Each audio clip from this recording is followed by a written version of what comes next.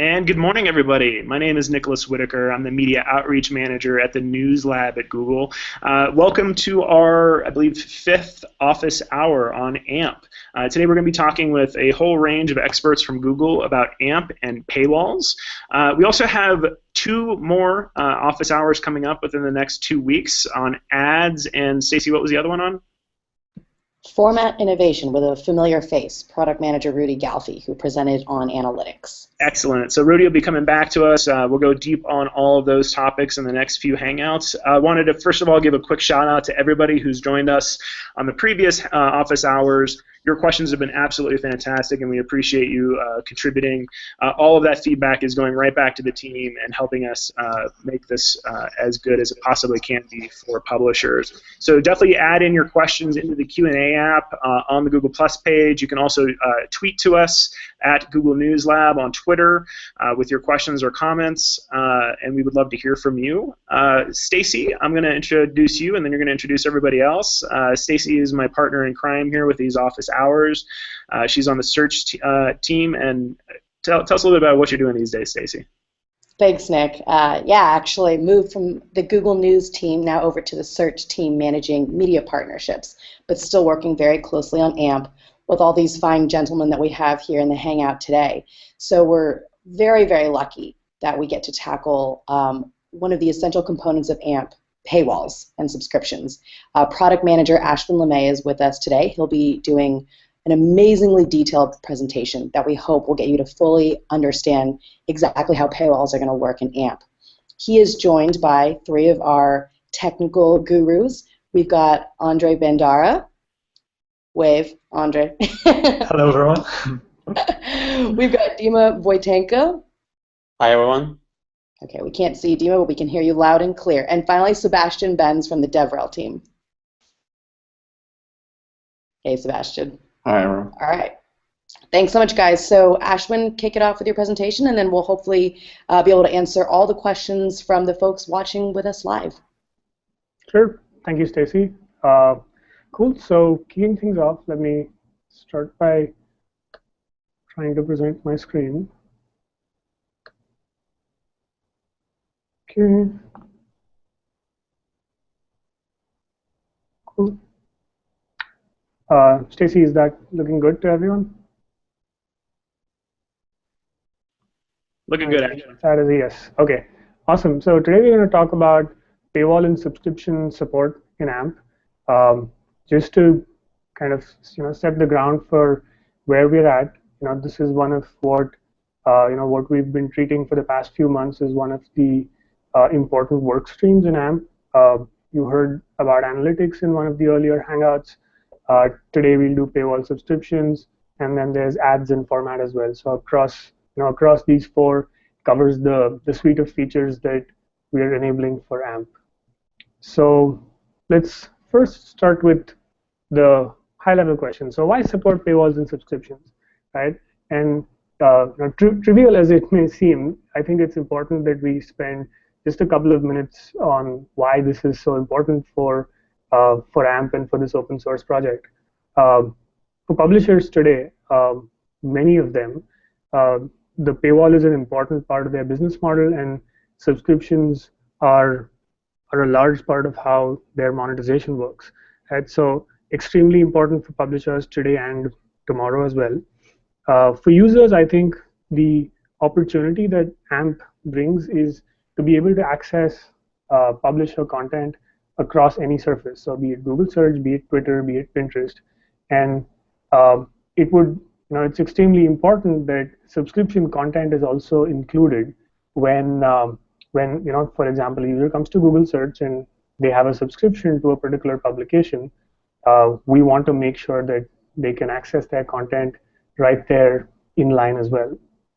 And I think stepping away from individual actors, I think for AMP as an open source project, giving a broader functionality for enabling access control will really unlock innovation, and ultimately that's what better distribution is all about.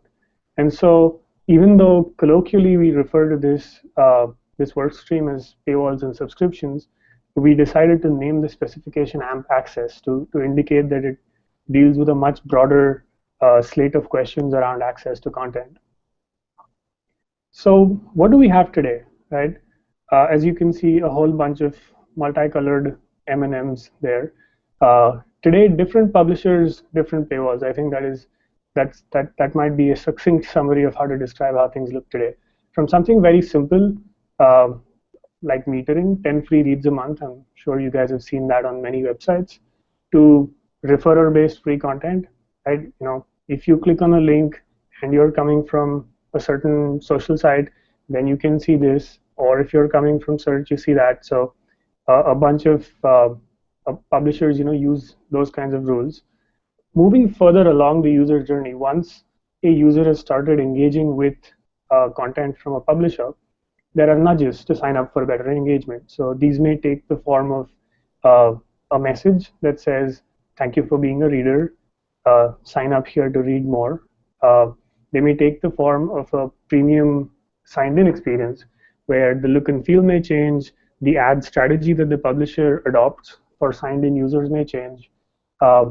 Publishers want to encourage users to use social sign-in because that's easy for the user, advantageous for the publisher.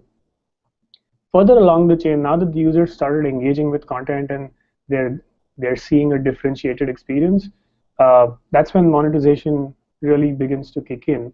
And publishers today, rightfully so, have a wide variety of subscription offers, bundles, various ways to pay, where pay may not always be money. You could also pay via attention, like complete a survey, take a few actions. So, and then to load onto all of that, there's A/B testing on all of these messages. There's a whole bunch of experiments around how to take, what kinds of user journeys make sense for a particular publication and their audience, and the list goes on and on. So when we, as as the technologists working on AMP, started engaging with publishers to say, okay, let's talk about paywalls. Like, these were just a few of the things that literally came out within the first 5 to 10 minutes, and there's a lot of stuff to solve here. So we said, okay, how do we go about doing this? So we arrived at what we believe are some core design principles for AMP access. And number one, it should, since AMP pages load fast and instant, we also wanted to make sure that anything we do with paywalls or subscriptions should be a seamless, instant user experience. Given the variety of strategies that publishers adopt today to deal with paywalls and subscription content, we also wanted to ensure that they can decide how their content is distributed at a very granular level. Understanding that this is a large, complex problem, we were cognizant that it was extremely effective and efficient, and I would almost go so far as to say a must, that there should be the possibility of reusing existing systems. So we don't want anyone to have to come up with an entirely new way to do things with AMP. Moving from publishers to surfaces, right? AMP loads seamlessly in any surface that can put up a web view and give it a URL. So we wanted to make sure, again, that there should be no additional work for AMP surfaces which are showing paywall to subscription content, excuse me. And lastly, and this more talks to the philosophy of how we brought this whole thing together. We wanted to make sure that we stayed very true to the open source and collaborative nature of the AMP project.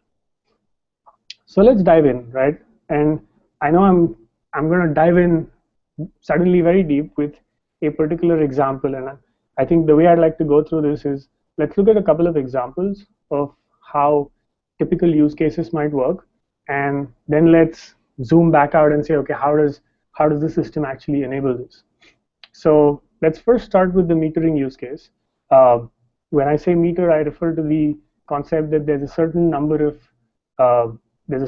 articles that a user is allowed to read for free in a given period of time, let's say 1 month, and after After that, then they are asked to sign up or subscribe. So here's a very simple conversation that happens between some of the important actors in the AMP system, if I may so say. So it all starts off with the user's browser, right? User's browser, user taps on a link to an AMP page. The browser then requests the AMP cache to send the document back. Back comes the document, at which point the AMP runtime or the AMP runtime running in the user's browser looks at the document and says, okay, I see that this document has some AMP access tags on this. I need to go check on what kind of access control situation this corresponds to. So then a call is made out to the publisher, which says, okay, how do I show this document to the user? The publisher can then inspect the call and say, okay, I know who this user is. They are actually within their 3 articles per month quota. So show them the document with metered messaging. Upon receiving this response, the AMP runtime then knows what needs to be done to show or hide certain sections. So in this in this particular example, I've just given I've given the blocks of what that article might look like. So there could be a heading. The meter messaging might be a small block that says you're reading 3 of 3 articles this month, and then the rest of the article follows. And once that is done, the runtime will ping back to the publisher and say, just wanted to let you know, user has read this document, and the publisher then makes a note of this in their system. And I call this out specifically. I'll return back to explaining why this is important. But I think if one looks only at the publisher side of things, this could be something that is happening on their website today, right? The ability to decide that a user is within quota, to instruct that they should see a document with messaging, and once the user has read that particular document, to make a note of that and update the count within their systems. So the next natural step as one goes through this, as you guys must be thinking, is okay, so now the user has read a few articles on the meter. At some point that meter quota is exhausted. What happens next?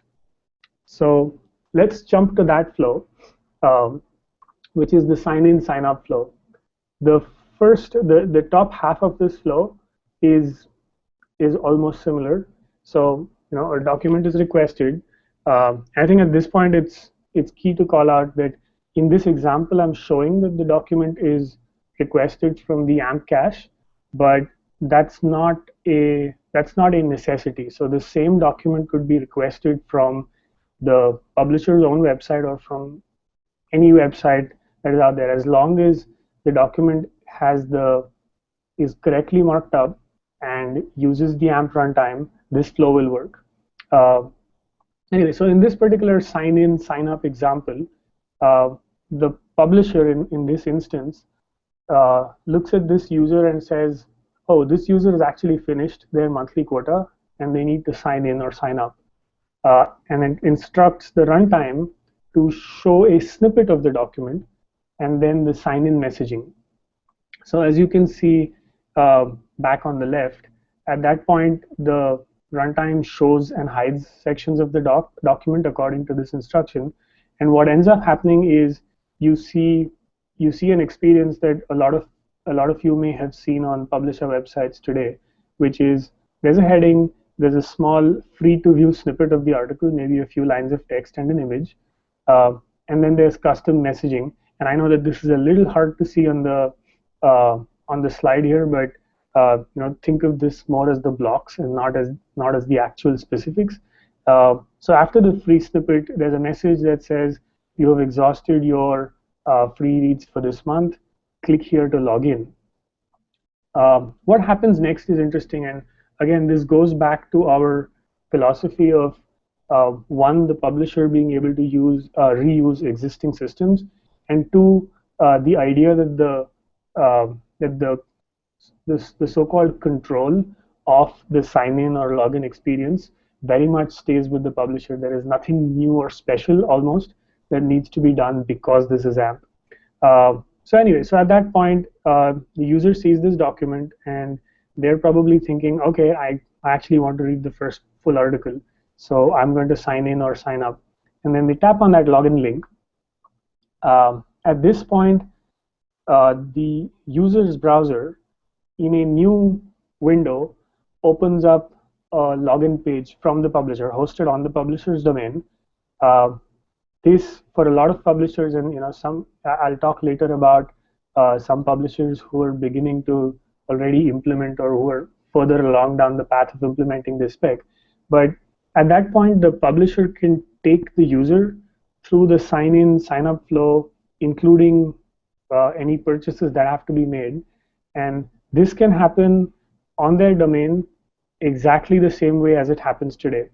The only additional bit is, once this sign-up flow is done, recognizing the fact that the user actually arrived here from the AMP document, there's an additional message involved which says, okay, they're signed in, go show them the document. So that's kind of the last arrow down at the bottom, where after the publisher has gotten the user signed up, they send back an instruction that says, okay, this user is good to go, show full content.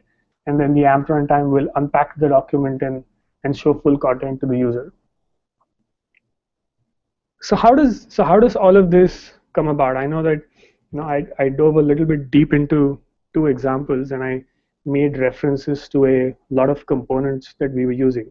So at the simplest level, this entire orchestration between the user's browser, the AMP runtime, the AMP cache, if it exists, and the publisher happens as a dance involving these four components.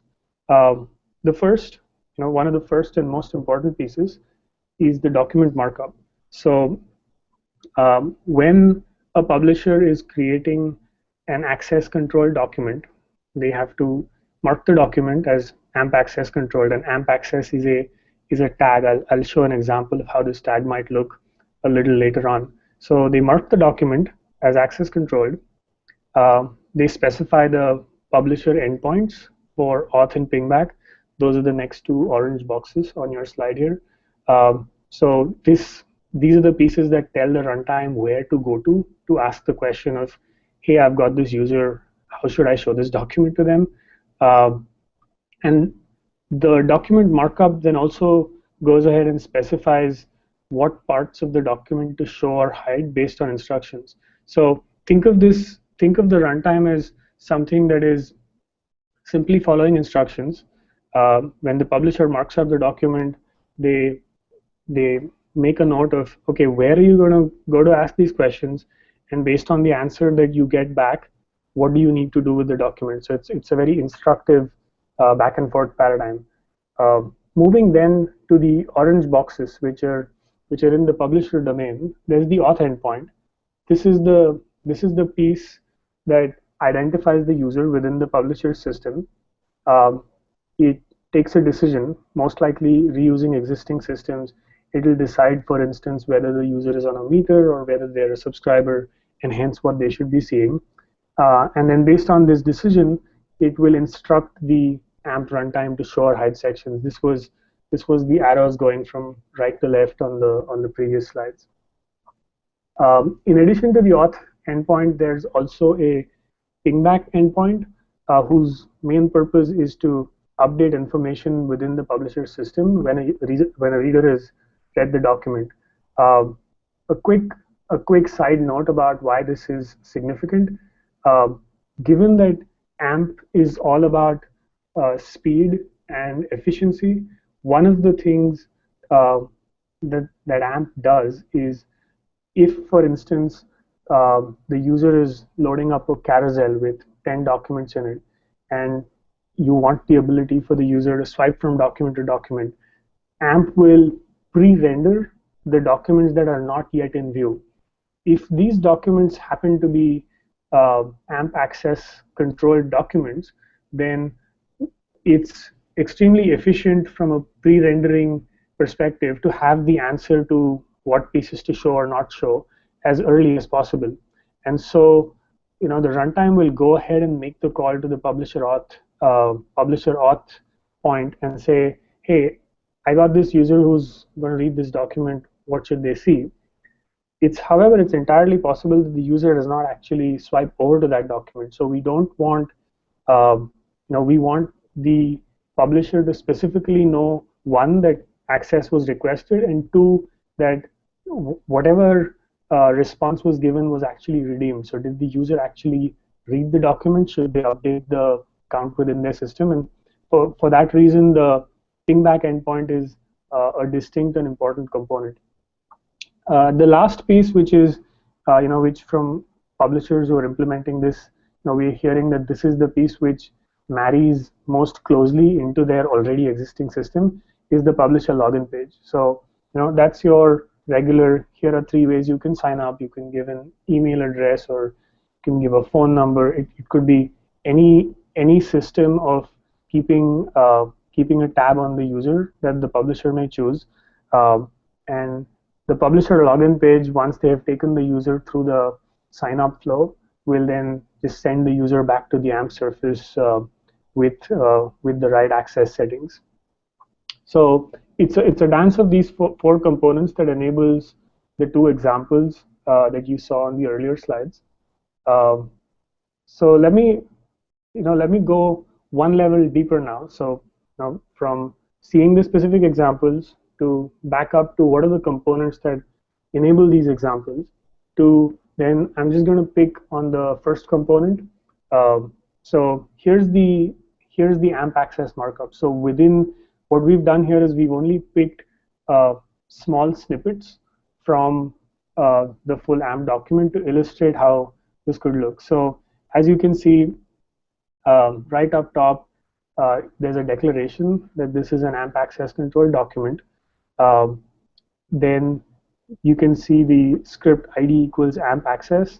That tag is basically declaring authorization, pingback, and login. So those are the 3 orange boxes. These 3 orange components on this slide, which tells the AMP runtime where to go to when it is making those requests. As you can see a couple of substitution variables in there. There is the reader ID and the canonical URL. So the AMP runtime is, the canonical URL is the URL of the canonical for the AMP document that is being requested. And the reader ID is a unique identifier, and I will come to it in a minute. But the reader ID is a unique identifier which is an extremely critical component of the publisher being able to make access control decisions for a given user, and that's included in all of these, in all three endpoints here.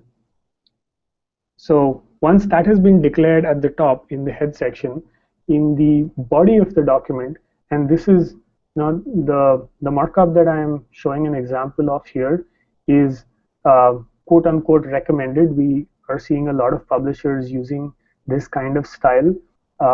It is also the style that I illustrated in the 2 examples that I spoke of earlier.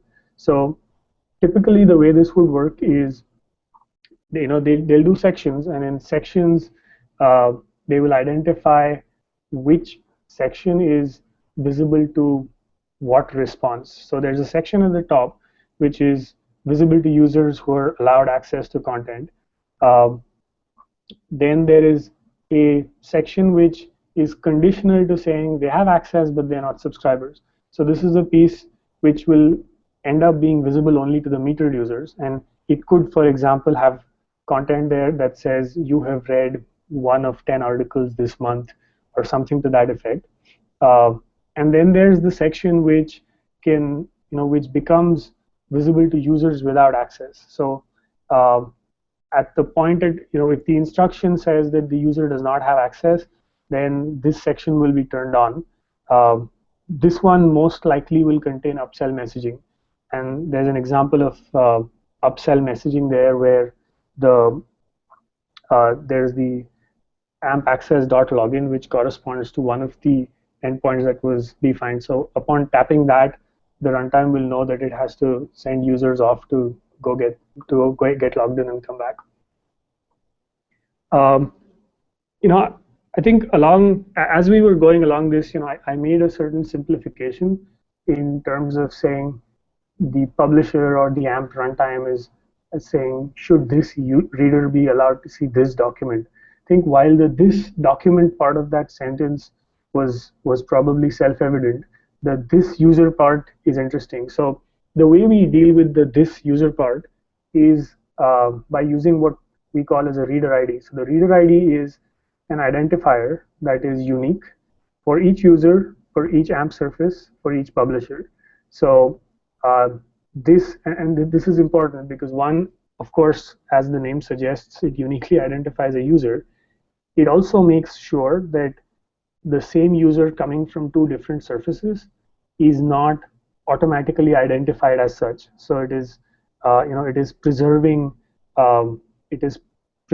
that opaqueness across surfaces.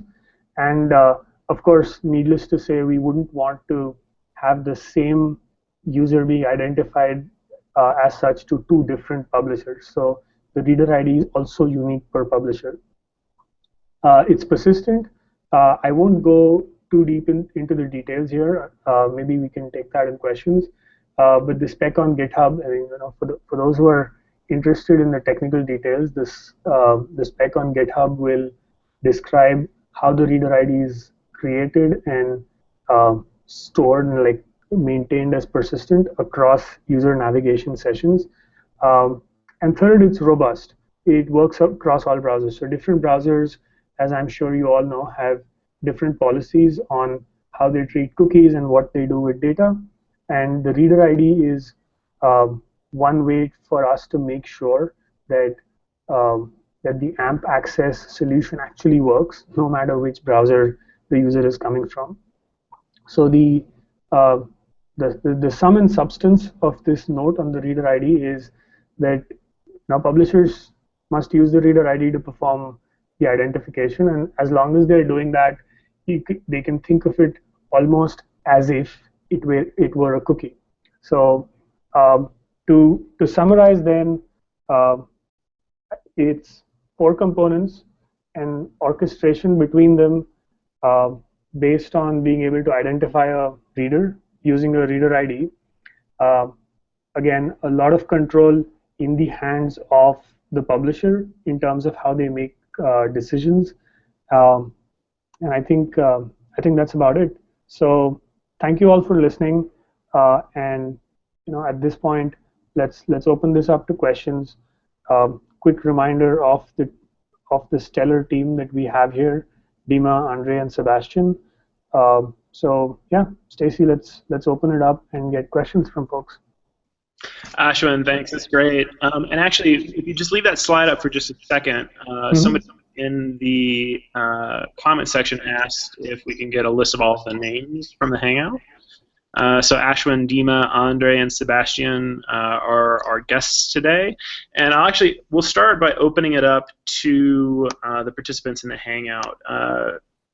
Any of you guys, Dima, Sebastian, or Andre, or Ashwin, if you have anything else you'd like to add in or comment on to kind of kick it off, and then we'll move into the comments in the Q&A app. I could actually add one. Maybe I can call on Andre to just tell our viewers a couple of points about the example publisher and the sample code that you have up on GitHub. Hello, everyone. So we have a sample that's on GitHub. If you go to the embodies panel on GitHub, you can see that we have a sample implementation of both the authorization and pingback endpoints together with a sample markup that you can use to implement your projects. So I think we should probably get the yeah. Thanks, Andre. We'll post the link on the Google Plus event. It's very, very helpful, very comprehensive. Totally. And just for those of you listening in right now, that link is github.com/ampproject/amphtml. But we'll be sending the link to that in the comment section below as well. Should have included that on the slides. Sorry about that. No problem. Dima, Sebastian, do you have anything you'd like to add in now, or should we just go turn to comments? I'm good. Good? All right. Me neither. So we'll take a few of these from the Q&A app, and then I know we've collected a few from prior office hours as well. And actually, before we get to the ones in the Q&A app, let's start with this question. This is actually coming back from a few sessions ago. One of our commenters had a question about counting visitors across different surfaces like Google, Twitter, Pinterest, etc. Do you have any recommendations around that? What's the best way to just kind of track that type of traffic?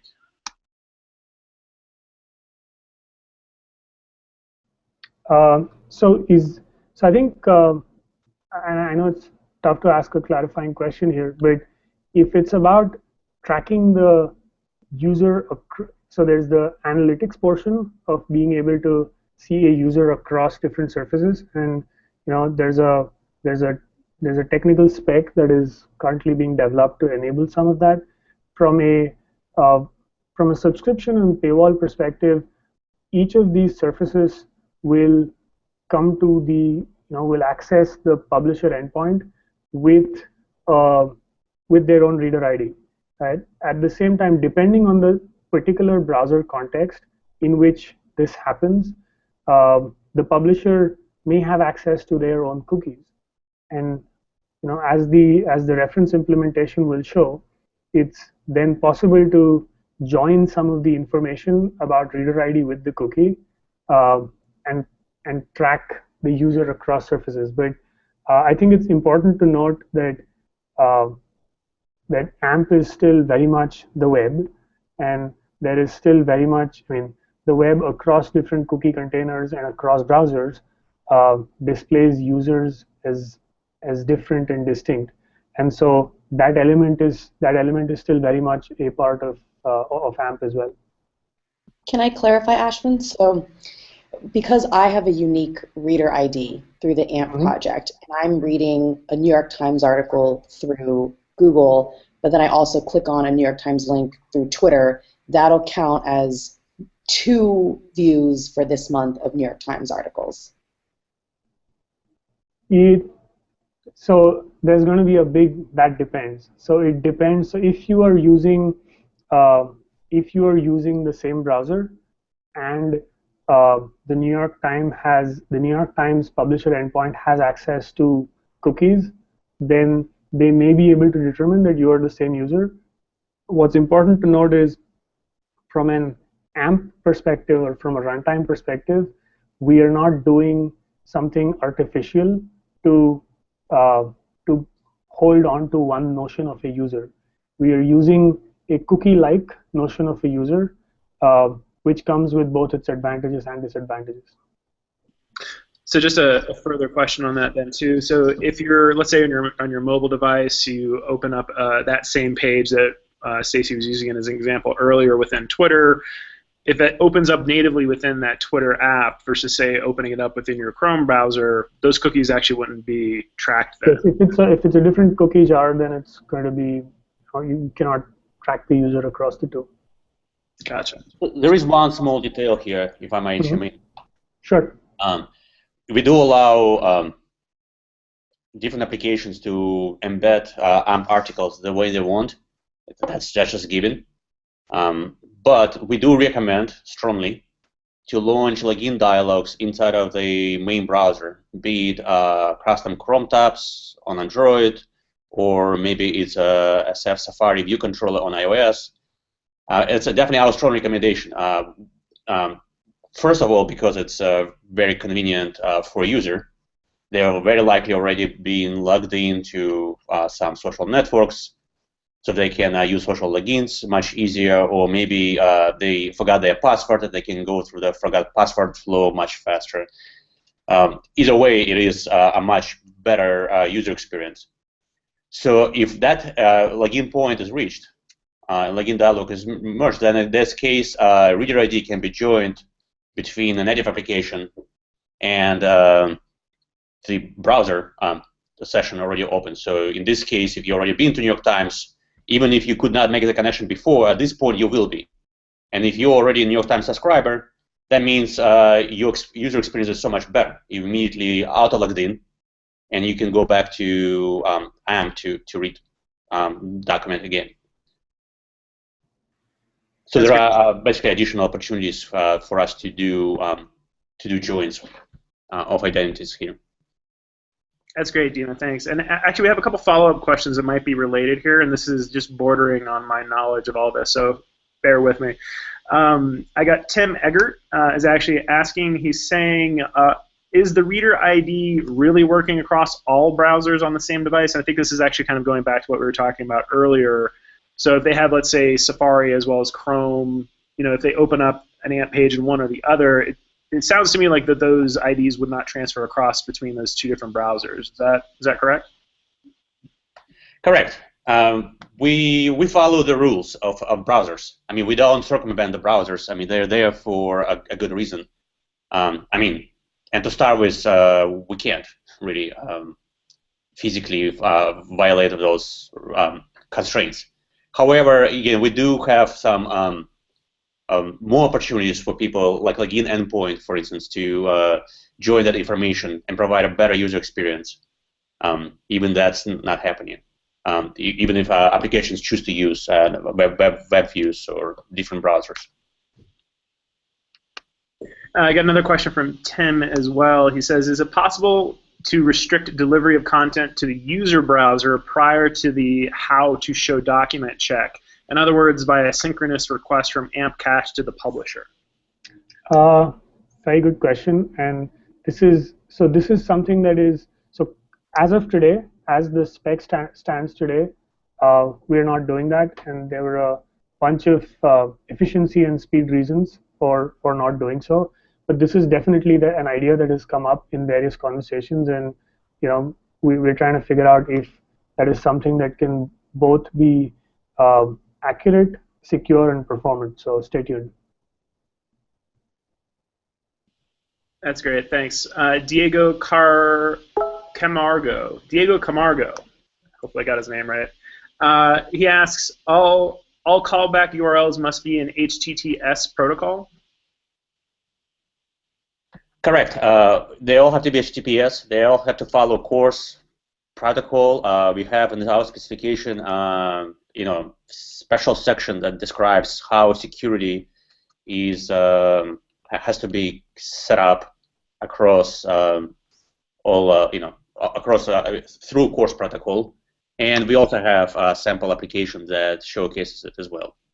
These are very important security points that I want to bring attention to as early as possible.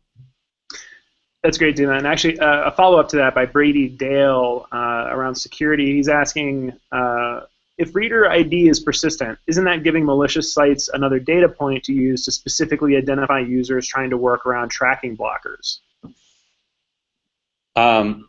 Generally, no. So every reader ID is unique per origin, per source origin. So what it means is that if somebody's trying to steal some IDs and everything else, it's just practically impossible. It does depend what publishers put on their page, because they are allowed to use some of those IDs for their analytics purposes and so on. And we definitely encourage them to be very, very careful. But what's very important is that every ID we have is completely unique to the origin of content. So it's absolutely not a device fingerprint. Let me put it this way. That's a great follow-up.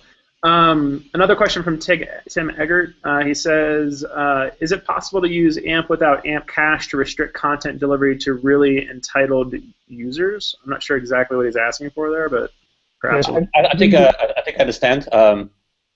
And I will answer this way. The AMP access itself works the same way, whether or not you're going to come in through cache or through directly through source origin. We don't. I would definitely recommend to use the same protocol, everything's the same, because it's just so much easier. Obviously, if the document comes directly from the publisher, we can't enforce or control or want to control what they do and how maybe they have additional rules about restrictions to content. That's totally fine as well. So the whole idea of AMP is that it's embeddable in all different contexts. That's why we definitely paying extra attention to make it working in all these environments. And I think I just to kind of add on to that point, in the the reason why, while I walked through how the examples might work, that we had an AMP cache there was to, the AMP cache is one of the possible locations from where the document could be loaded. There could be multiple caches, and that could be the publisher cache or publisher hosting web page as well. So think of AMP access as a way for a document to be loaded, a document that is owned by one party to be loaded by a user who is coming off of a third party. And it also makes development testing of of these pages so much easier. Great, thanks guys. One other question here. We got the one from Monica Stroud. She says, if we're using AMP access to do an A/B test on a page, how can we pass the A/B test bucket information into an AMP ad for ad targeting and proper tracking of viewability information per bucket? So slightly more involved, I think. So let me take this question. Let me split the answer to this question. One, this is a great question, and we'll take this up and show, put together an example in our example code, and please do follow that on GitHub. I think the conceptual way to do this would be in the response that the publisher auth endpoint gives back. It could include one of the key value pairs that it sends back could be information about the experiment, so group A versus group B, and based on that experiment, one would imagine that the document would be instructed to show, I'm just making this up, a red colored line for experiment A and a blue colored line for experiment B. Based on the outcome of this experiment, which a publisher can look at from their analytics, then they get to decide what outcomes they got on A versus B. So that's kind of the loose way to do it, is to put your experiment information in the publisher auth response, and then make the connection with your analytics to track the metrics that you want to see.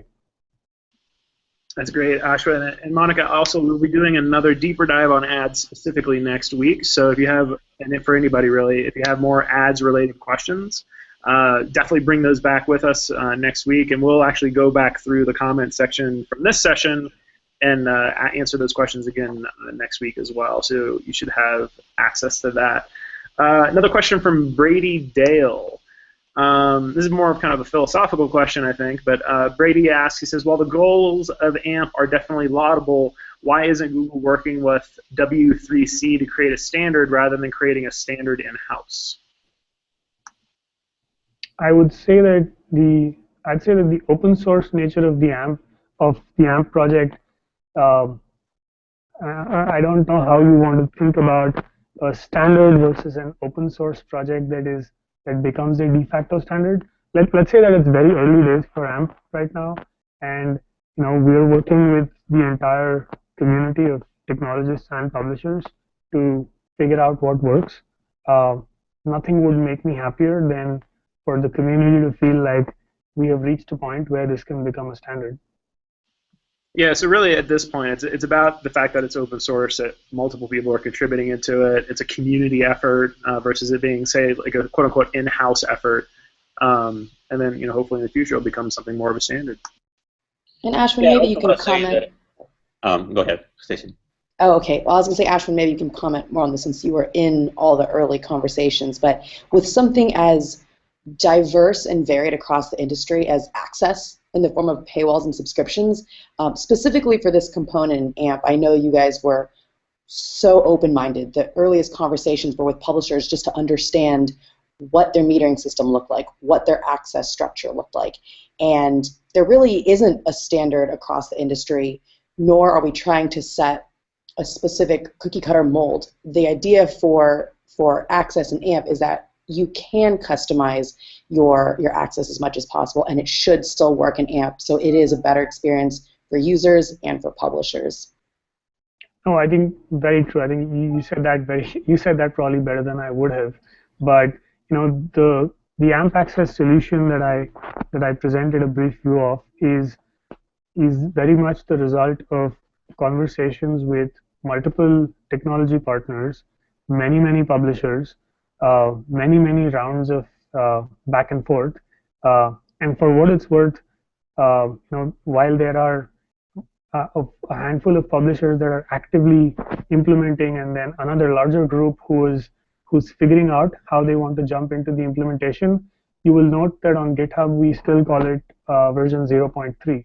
So we're aware that there is a lot more collaborative input that will go into this. I think when we think it approaches 1.0, maybe there's a conversation on whether this looks like a standard. But right now it's very much trying to figure out something that can play to all of these different systems, which themselves have developed in an environment where there were no standards. So a lot of catch up to do. Thanks, Ashwin.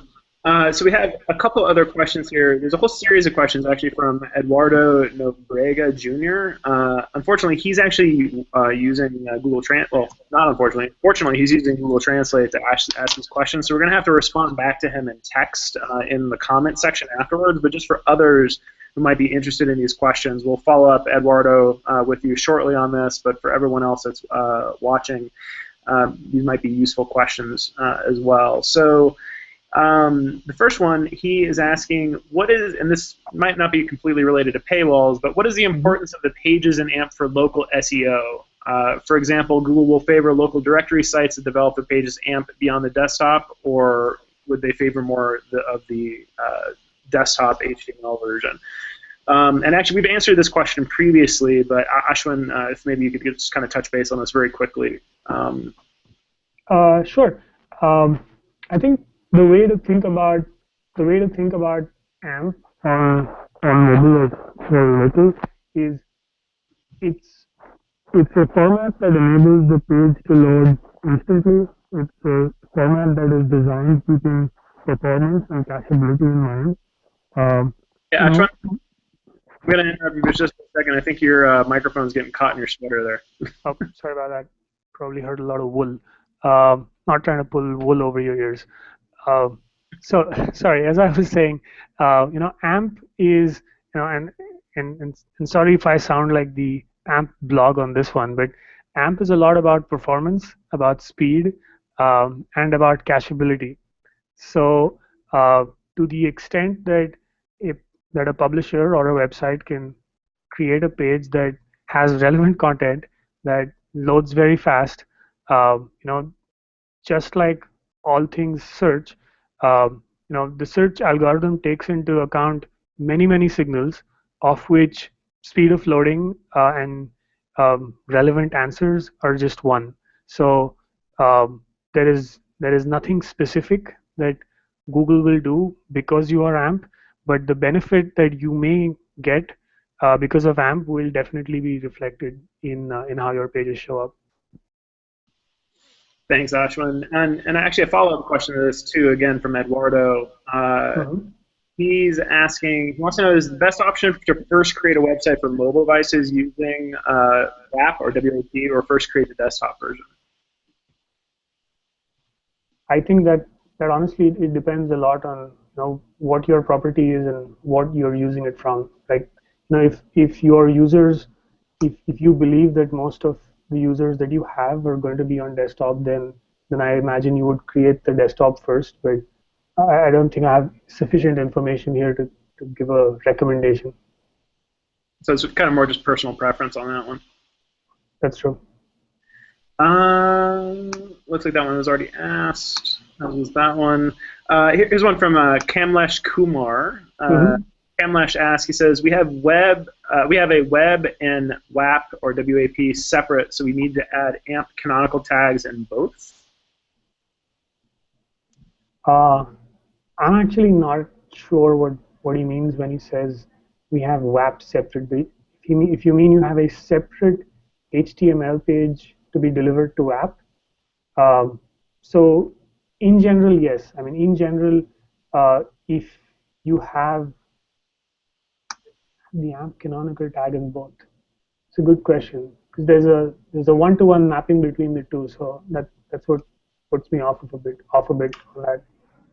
Maybe I can kind of jump in here. So basically, I think it might be similar to the situation when you have a mobile version of your website and a desktop version of your website. In that case, both these pages should reference to the AMP version of this website. But of course, only one of them can be the canonical version of the website. That's great. And we've also covered off this question a few times in previous office hours. So if you aren't 100% clear, if this answer doesn't quite get it for you, Kamlesh, if you're still watching, feel free to reach out to us with a follow-up question. Otherwise, the previous versions of the office hours should also cover off this question as well. It looks like Eduardo actually got the answers that he was looking for, so thanks for that. And then it looks like Kamlesh is actually still online. Kamlesh, if you can give us a little bit more detail on that question, we might be able to dig into that more. We only have a few minutes left, so before we dial off, I just want to kick it back to everybody else in the office hour right now. If anybody has any further comments that they'd like to add in or a shout out to anybody that they'd like to give, now would be the great time to do that. Sebastian, you're good? Dima? I'm great. Andre? Ashwin? No, I'm good. I think since we're wrapping up, shout out to the awesome team that we have here. Thank you for arranging this hangout on air for us and giving us a chance to talk to the many people who are thinking or already in or actively debugging and testing their implementations. To all the publishers who are out there, thank you again for your tremendous support over the last few months as we waded through the world of paywalls and subscriptions and understood your systems and tried a variety of different approaches before arriving at this solution. So looking forward to seeing you guys' paywall and subscription enabled AMP pages. Yeah, and definitely also a big shout out to everyone who follows along on these office hours and adds in their comments. All of this information is hugely valuable to the team and everybody here at Google.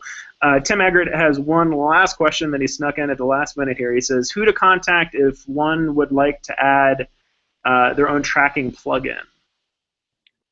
Who to contact? So definitely join the conversation on GitHub. Make your pull request and you're off to the races. Would that be a fair answer, guys? Yeah, definitely. I think it's very fair. So with the last couple minutes that we have to wrap up, I just wanted to let everybody know that we have 2 more office hours coming up, one on ads, and Stacey, remind me again what the last one is.